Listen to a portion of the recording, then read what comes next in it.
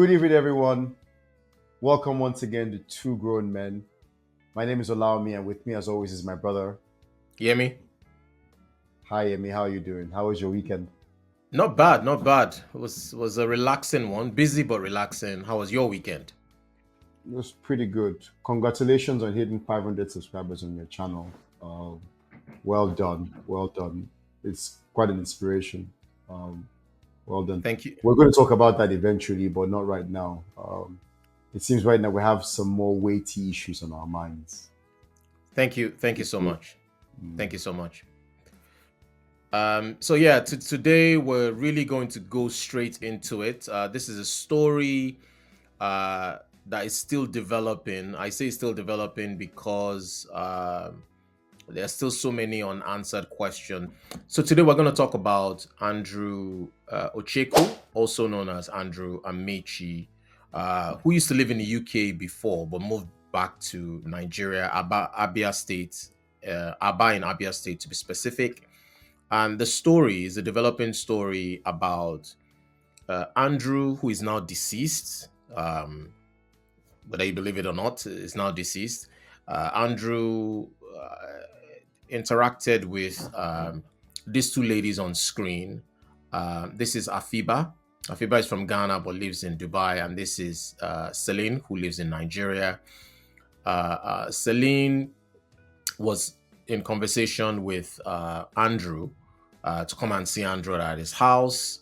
Their WhatsApp messages around Andrew offering 100,000, 1 million to sleep with her and her friend. Afiba got into the mix with Celine introducing her to the prospect of meeting with Andrew. Afiba was in Nigeria for a wedding in Port Harcourt. That wedding got postponed, and they decided to go to Andrew's house. Now, Hmm. the last time we heard about it was Celine, or was it Afiba, sharing a message with one of her friends to say she was there, and she took videos of the house and sent it to that person's phone. And all of a sudden, the trail went cold. And now, allow me, uh, I think you can take it from here, and I'll do a background of who this character actually is, who this Andrew Amaechi is. But what do you know about the story? Let's start with that, and then I'll circle back to what I know about Andrew. Um, I read the story. I read a few accounts of it online. It's been all over social media. The first I heard about it was over the weekend when I heard that some Andrew guy who was accused of kidnapping some girls was killed by vigilantes. Mhm. And I remember thinking, what's going on here? How was he killed by vigilantes while he was in police custody? So he was arrested by police, and then while they were transporting him from Aba to Port Harcourt or someplace, To Abuja. to Abuja. He tried to escape. Look at my See, face. for me, this Like story is I could not have pure. killed a lot of people. There are a lot of things that are not pure about the story. Hmm. For me, he was being transported by police in his own vehicle. Eh. Just imagine. So you're transporting a kidnapping suspect in his own vehicle from Aba to Abuja by Hmm. road. Hmm. So how did the vigilantes end up killing him? How did he end up escaping? That it was now vigilantes in the neighborhood that killed him and not the police. Was he not handcuffed? You're transporting a person accused of kidnapping and perhaps murder. And apparently he was known to the police. This wasn't the first time he was being reported. So he's a known suspect. Kidnapping and co. You are transporting him in his own vehicle. He's not being transported by air. He's not being transported in a police vehicle. He's by road. Hmm. So how did the vigilantes get involved in it? That he's able to escape, and the vigilantes are the ones to shoot him, and not the police. It just seems like, for me, something is not right. I smell fish here. It just sounds too ridiculous. Were the police careless? How come his own vehicle was involved? And how come it was the vigilantes that killed him and not the police? I just smell cover up here. It just smells like, and then now we're now being told that he was already suspected of organ trafficking or sex trafficking. Yep. So where is the police investigation in all this? We must learn a lesson. And then where are the attempts to find the girls? When they went to his house, did they investigate? Did they check the surroundings of his house? Was anybody at home? Did they arrest any other suspects in his house? Did they have a security guard, a cook, a houseman, a houseboy, a house girl? Were there other people in the residence that could have been arrested who could shed light on the goings on in this man's residence? How was he killed? Was it at night? Because I'm getting the sense that he was killed at night. Were the police moving him at night or during the day? No, good questions. Good questions. I heard there was a body found somewhere nearby. So speculation is that it was one of the girls' bodies that was found. What do we know so far? What have the police told us so far?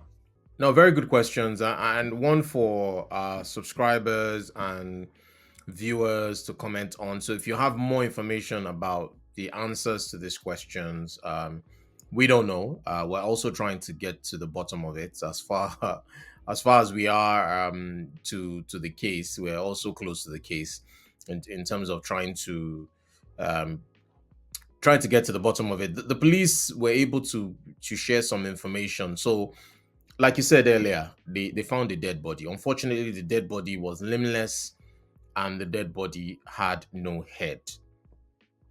And with the dead body without the head, it was decapitated. So they can find out through through the teeth samples if they use the dental records. I don't know how advanced if they can, but without a head, I might be going too far. So look, going far. The critical thing is we don't know. But that's TSI, you're going far. Yeah, we don't know if the dead body that they found was any of these ladies. Girls. So these ladies, they are still missing women as far as I'm concerned. But a lot of people are saying that they are already gone, right? They are saying they are gone.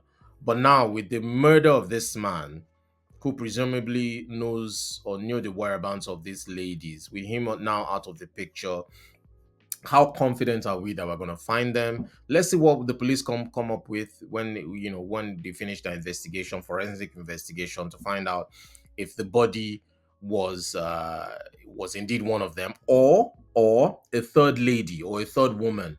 Now, when they found the body was wrapped in a curtain, right? And that curtain was it corroborated with one of the missing curtains in Andrew's house. The same curtain, the same design. The curtain, same design from Andrew's house. And when they entered Andrew's house, they saw blood. They saw blood on blood stains on the curtain. They saw blood stains on some of the door handles in his house. They've searched his house, right? They've done a proper search. And it was close to the house. I don't know how many meters away that they've actually found our bodies. Was through the police searching. But I mean, the police obviously have questions to answer around the transporting of the body. There's video going around social media of him openly bribing a policeman, and other things. And we know how it can be. When was he bribing the policeman? Is it around this incident or a previous incident? A previous incident. But like you said, it was known to the police in that part of town. And so this story continues to develop. It's we don't know. So I have questions too. Was he a serial killer? Was this man a serial killer, or was he an organ harvester? Or human trafficker? We don't know. We don't know. It's one or the other. But what I'm sharing on my screen It's about a lady called Rachel. So I'll just quickly read that for the viewers. In a chilling recount, a Nigerian woman named Rachel has shared a harrowing experience of being held captive for 6 days by the late Andrew Amaechi. Again, viewers, this is Andrew Amaechi, a man recently shot dead while attempting to evade arrest. Amaechi had been linked to the disappearance of two women, and these are the two women who I talked about earlier, Celine and Afiba. Uh, and then, going down, we hear that in a recent interview with media personalities and a certain Mr. Ben. So Mr. Ben was Amechi's friend or confidant, or some kind of he had some kind of like relationship with Mr. Amechi. Rachel Mm-hmm. detailed terrifying days of her captivity. So she's saying that for 6 days she was held in his captive. And look at this, Laomi. Amechi, according to her, Amechi maintained communication with an unknown individual sending videos and updates. So The who is this entire person? time. Now, if you know anything about organ harvesting from what we've read and what we've seen in movies, it is impossible for one person to do organ harvesting, assuming that is all organ harvesting he was doing, right? So who are these people that he was communicating with? If you don't just harvest an organ for yourself, so there's a No, demand. Yeah, there's a demand somewhere, either in Nigeria or another part of the world, where the organs are now taken and sold for huge amounts of money. This is sick. It's just beyond this despicable act, right? So now let me read on. So it says Rachel disclosed that Amaechi had threatened to kill her and harvest her organs, showing her sharp knives and leather bags he intended to use. She also recounted the gut-wrenching abuse that she endured during a time in captivity. Um, and then she just goes on and on. This is the video. We'll try and leave it in the description. We don't want to show it on this channel, but this is her just speaking to Ben and recounting her ordeal. And this is just one person. Apparently, there were other ladies too who went and and what complained to did the the police. police do about this thing? Nothing, allow me. Nothing. That's the point. Nothing. They didn't do anything. They didn't do anything. And that's This why man, this guy is dead. That's why this guy is dead. Because, look, if police are receiving complaints bordering on attempted murder, human trafficking, and co, mm, the Nigeria that we know, they, mm, especially when there's an eyewitness, they take those things seriously, unless someone's been given an incentive to turn a blind eye to it. absolutely. And at the point where this case has now come up and everything is being dug up, surely somebody's going to ask questions. If this guy was known to us, how did we allow this to happen? I believe this guy was silenced. Yeah, is a fair shout. And don't forget, this is now a multi-jurisdiction case. What I mean by that is uh Afiba has family in Ghana, and they She's Ghanaian, petitioned. yeah. They went to their high commissioner. Their high commissioner was the one that got in touch with the Nigeria authorities, which is why Police, the yeah. case was transferred, or was being transferred, to Abuja, to your point. So they took it away from the Abia State Police and they took it federal. And that's why they were And then trying they to decided to transport him. transport the guy by road in his own car. Who does We that? can like to, Yeah, we can like to shame ourselves, sir. man, the thing is We terrible, can like man. to shame ourselves. Because at this point, a signal would have gone from Abuja Mm, to Aba or Umuahia to say, escalate, transport absolutely. this file to Aba. Eh. Mm. And then this was done, this shoddy thing was done, and the suspect was allowed to escape and die And in and the and process. and why didn't they shoot to wound? Why they have to shoot to kill? Because How surely was the he allowed? information. Yemi, how was he allowed to escape? Yeah. How How was did he you allowed allow to him to escape? escape? Was he in handcuffs, leg irons? No, good question. How would he even get a chance to escape? They don't tie him. I mean, They no handcuff him. you don't handcuff him. You handcuff the guy's left hand to his left leg. So a right hand to his left leg and crisscross the handcuffs. There are a million things you can do. I'll be able to move. Yeah. You handcuff his hands to his legs. You know, I've said before that this is a land of grave injustice. And this is another example. How do you... these girls are gone. They're gone. Because if they were somewhere where they could have been found, if they were in his house or someplace, they'd have found them by now. If somebody is holding those girls, the best thing that person will do now is to say, well, if the girls don't come out, then I'm safe. Person's safety is now tied to the girls never being able to come out and say what they experienced. It's sad. Very, very sad case. Very harrowing. And you and I are parents. Yes.